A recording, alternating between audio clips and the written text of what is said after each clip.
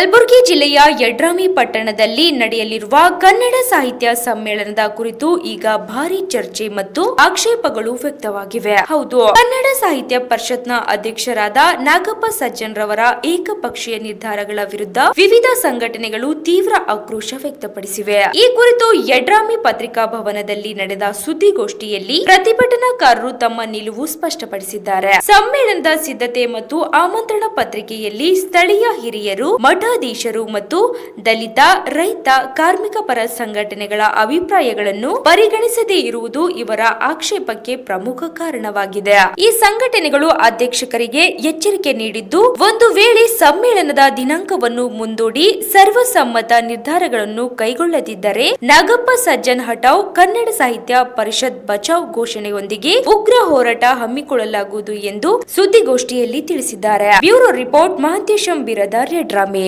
ಇದೇ ದಿನಾಂಕ ಯಡ್ರಾಮಿ ಪಟ್ಟಣದಲ್ಲಿ ನಡೆಯಲಿರುವ ಕನ್ನಡ ಸಾಹಿತ್ಯ ಸಮ್ಮೇಳನ 21/2/26ರಂದು ಶನಿವಾರ ಕನ್ನಡ ಸಾಹಿತ್ಯ ಸಮ್ಮೇಳನದ ಪೂರ್ವಭಾವಿ ಸಭೆಯನ್ನು ಕರೆಯದ ಏಕಪಕ್ಷೀಯ ನಿರ್ಧಾರ ಕೈಗೊಂಡ ಕಸಾಪ ಅಧ್ಯಕ್ಷರಾದ ನಾಗಪ್ಪ ಸಜ್ಜನ್ ಅವರ ನಿಲುವನ್ನು ಸ್ಪಷ್ಟವಾಗಿ ನಾವು ಎಲ್ಲ ಸಂಘಟನೆಗಳು ಖಂಡಿಸ್ತಾ ಇದ್ದೀವಿ.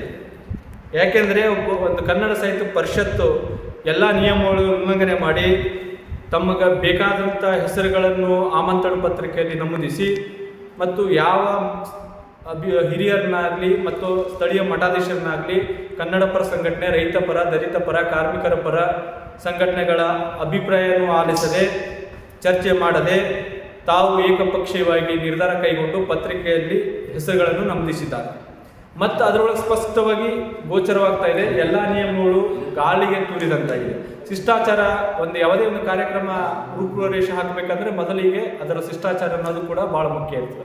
ಆ ಶಿಷ್ಟಾಚಾರ ಕೂಡ ಎಲ್ಲಿಯೂ ಕೂಡ ಕಾಣ್ತಾ ಇಲ್ಲ. ಎಲ್ಲ ನಿಯಮಗಳಿಗೂ ಗಾಳಿಗೆ ತೂರಿ ಅಸಂಬದ್ಧವಾಗಿ ಒಂದು ಕಾರ್ಯಕ್ರಮದ ರೂಪುರೇಷೆ ರೂಪಿಸಿದ್ದು ಒಂದು ಅಕ್ಷರಶಃ ಸತ್ಯವಾಗಿದೆ.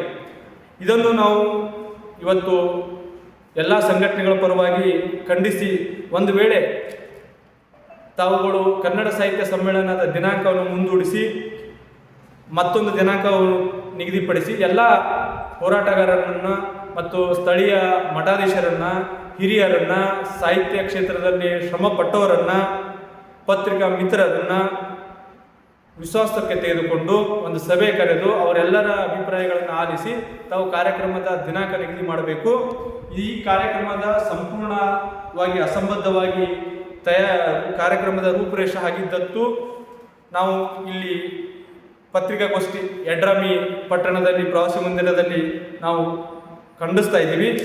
ಅದರ ಜೊತೆಗೆ ಒಂದು ವೇಳೆ ತಾವು ಸಮ್ಮೇಳನ ಮಾಡೋದೇ ಆದರೆ ಆ ಸಮ್ಮೇಳನದಲ್ಲಿ ಎಲ್ಲ ಸಂಘಟನೆಗಳು, ಹಿರಿಯರು, ಸಾಹಿತ್ಯ ಕ್ಷೇತ್ರದಲ್ಲಿ ಶ್ರಮಪಟ್ಟವರು,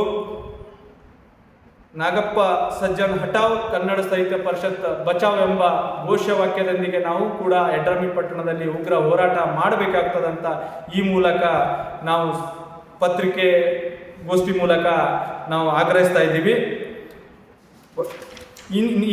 ಈಗೇನು ಕಾಲ ಮಿಂಚಿಲ್ಲ ನಾಗಪ್ಪ ಸಜ್ಜನ್ ಅವರಲ್ಲಿ.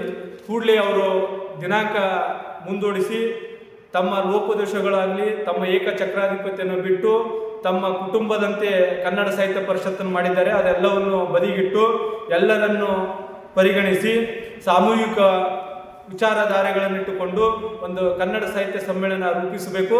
ಅಂದಾಗ ಮಾತ್ರ ನಮ್ಮ ಸಂಪೂರ್ಣ ಬೆಂಬಲ ಅದ. ನಾವು ಕನ್ನಡ ಸಾಹಿತ್ಯ ಸಮ್ಮೇಳನವನ್ನು ವಿರೋಧಿಸ್ತಾ ಇಲ್ಲ ಯಾವುದೇ ರೀತಿಯಲ್ಲಿ. ಇದು ಸ್ಪಷ್ಟವಾಗಿ ನಮ್ಮ ನಿಲುವು. ಯಾಕೆಂದರೆ ಈ ನಮ್ಮ ಕನ್ನಡ ಭಾಷೆ, ಸಾಹಿತ್ಯ, ಸಂಸ್ಕೃತಿಗೆ ಅಭಿವೃದ್ಧಿ ಇಂಥ ಸಮ್ಮೇಳನ ಅಗತ್ಯವೆಂಬುದು ನಮ್ಮ ದೃಢವಾದ ನಿಲುವು. ಇದರ ಬಗ್ಗೆ ಯಾವುದೇ ರೀತಿಯಿಂದ ತಕರಾರಿಲ್ಲ. ಸಮ್ಮೇಳನ ಬಗ್ಗೆ, ಸಮ್ಮೇಳನ ಅಧ್ಯಕ್ಷರ ಬಗ್ಗೆ ನಮ್ಮ ನಿಲುವು ಇಷ್ಟೇ, ನಮ್ಮ ಖಂಡನೆ ಇಷ್ಟೇ.